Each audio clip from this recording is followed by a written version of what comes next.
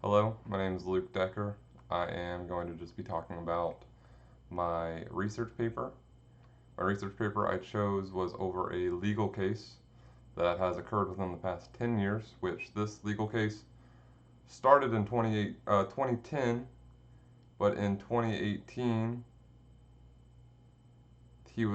the culprit was given bond and allowed to leave jail.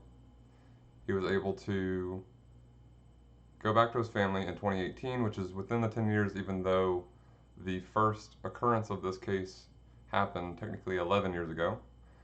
This case was a young man wanting to get a job interview at a hospital, a local hospital in Houston County, Georgia, and he was informed about this cybersecurity position that they were opening up at the Houston County Medical Center, and he was thrilled. He has always been a computer oriented person, very good with technology, and he ends up deciding to hack into the hospital's security mainframe, their security infrastructure, and given the ability to then show them the security flaws that are within their system.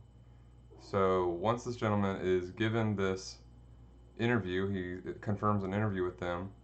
He then brings it to their attention that he has hacked their system, that he has been granted permission to view confidential and private files due to the lack of security or the flaws that are within the security for this hospital.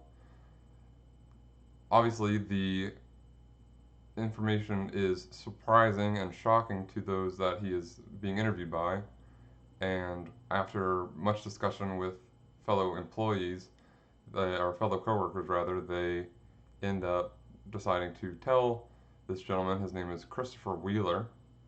He is then told, hey, we see what you're capable of, but we would like it if you could prove it to us. So what they do is they end up sending him on to lunch after this interview and have him come back after lunch to show them the list of security flaws that he's come across since interacting with their security system. So Christopher Wheeler proceeds to call his mom, explain exactly how all this went down, how he's super thrilled because he's getting a second interview and he's really excited that he's going to get the job. And she's thrilled for him. Her son's finally going to be getting a well-paying job under something that he's proficient in. So after lunch, Christopher Wheeler returns to the Housing County Medical Center and ends up being met with, instead of more interviewers or the same interviewer, he's actually introduced to two police officers who are there to arrest him over cyber security, like for breaking cybersecurity laws. So he ends up being held in a local jail and charged with multiple counts of invasion of privacy, multiple counts of data theft, and a single charge of theft by taking due to the the the confidential information that he is given or that he was given due to the security breach. So that was in 2010.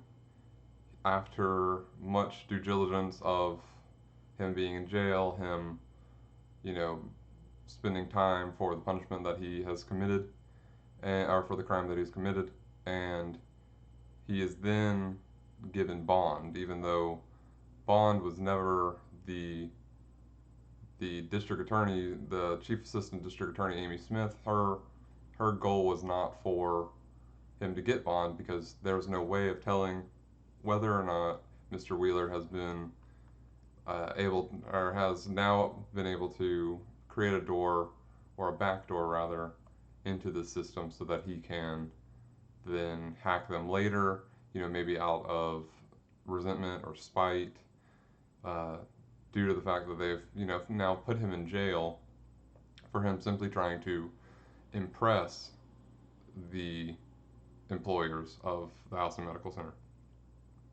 His goal was not to steal information, it was to simply show that this information could be stolen and why he is the pick for the cybersecurity position due to his ability to find these flaws, fix these flaws, and keep the information safe from those that would be willing to sell it or use it for malicious purposes. So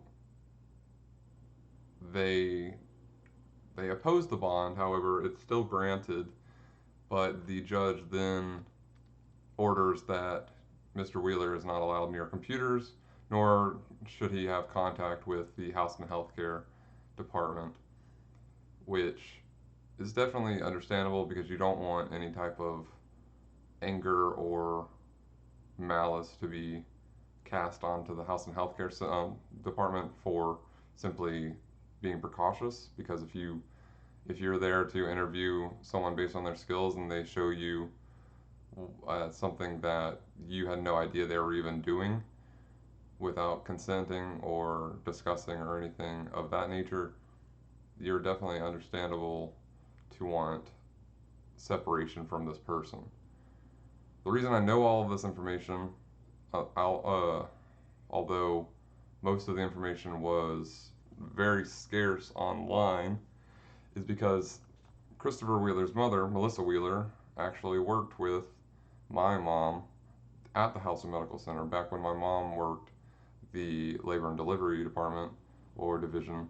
They worked together, and she knew of Melissa, and everyone knew of Christopher as well because they're all just friendly people. There were even papers or letters rather written by doctors who had hired Chris through his mom for computer services such as troubleshooting or maybe virus protection or producing a computer for them, and they wrote letters in support of Christopher's release.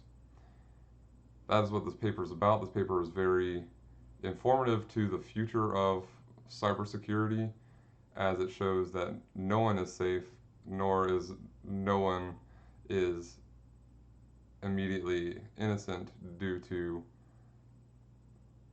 looks or superficial characteristics. Even though my mom was good friends with Melissa, even though my mom knew of Christopher and his capabilities in the technological field, no one knew of his capabilities when it came to interacting with security systems and finding their flaws and finding the holes and things of that nature. So it really just opens your eyes to the ability of what people are capable of in this day and age, and it only is going to become more so. So that is why we must do what we can to protect ourselves and protect those that we care about from things like this. Thank you.